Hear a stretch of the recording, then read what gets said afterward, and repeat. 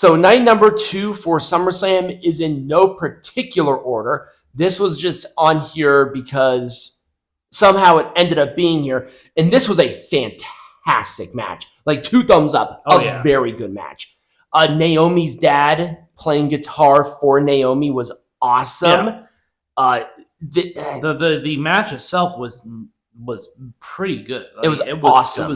It was pretty good. Like Naomi, it's match of the year contender. Oh yeah, like it was a good match. Naomi did not look out of place. She won with a roll up. It just felt SummerSlam vibe. Right. It felt great for a title. This was everything Stratton and Cargill should have been. Yes, but it wasn't there. Yeah. This was just a really good match. I was so happy about this, especially after that first match. I was so disappointed. What happens when you have 3 people that can carry a match on their own? I know. I don't know how this managed to happen, but this was just there. The TLC match, there were way too many people. There were. And it should have been later on in the card, maybe. I don't know. I mean, there's a lot of things that should have gone with this match, but didn't happen. So you know that awesome 3-way TLC match that was on SmackDown? That should have been here. I don't know why they did this.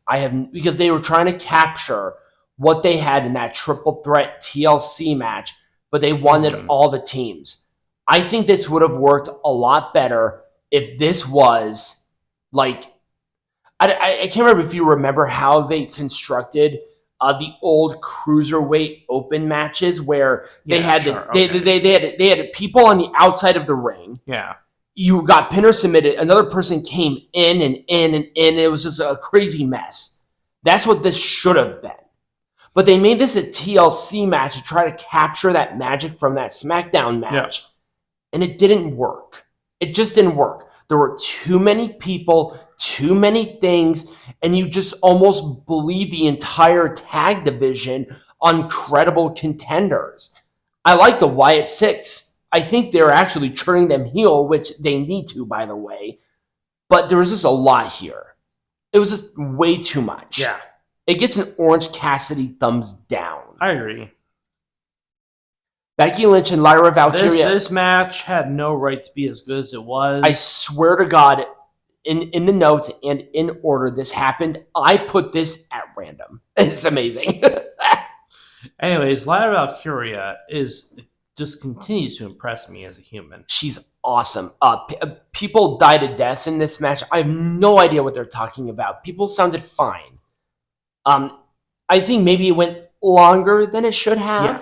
I think maybe a little more sort of emotion. Bayley's interference was weird. It was. It was very weird. But Lyra Valkyria can clearly stand on her own. I'm okay with that. Becky Lynch, new theme.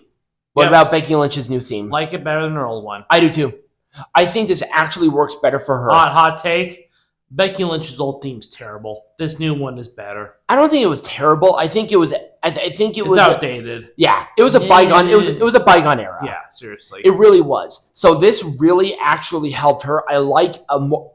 I've always liked the more lyrical theme song personally, and this really works for her. It just has a vibe. Yeah. I like it a lot, and I'm hoping we see more of this instead of this generic CFO money crap because I'm tired of it. It's like, yeah, you have some good theme songs, but a broken clock is right twice a day. Right. So that's kind of where I am. I like this match. It gets a full thumbs up. I think their match at the last pay-per-view, which is I'm drawing a blank on, was better, personally. Perhaps. But that was just me. I think this pacing was all over the place, and Bayley's interference hurt it. I think it should have been a straight-up one-on-one. If not, this should have been the triple threat. This should have been the triple threat match. But that's just me. I have no idea how he did this. Solo Sikoa and Jacob Fatu for the United States champion. It was just there. I don't care. It was. Orange Cassidy thumbs down. This was not Jacob's best outing. Solo's definitely getting a vibe with his new team, and I like it. But this was not what it should have been. No.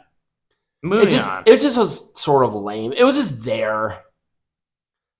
Dominik and Styles, it was fine. Just whatever. No one cares. I did like Styles' entrance where he was dressed as SummerSlam Eddie Guerrero. Right. Dominik sort of using Eddie's tactics was really good, like with the shoe coming off. That was really done well. Right.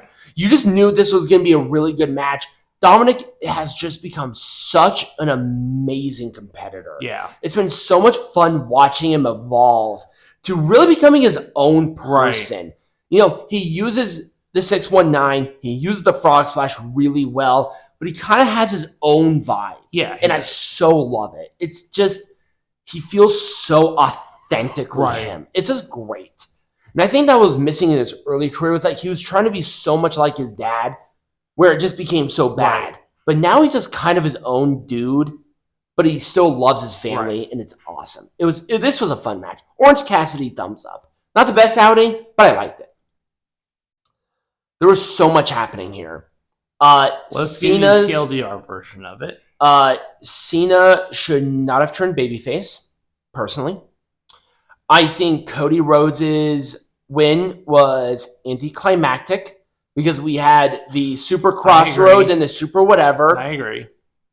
The match based out of respect after everything that happened was very off-putting.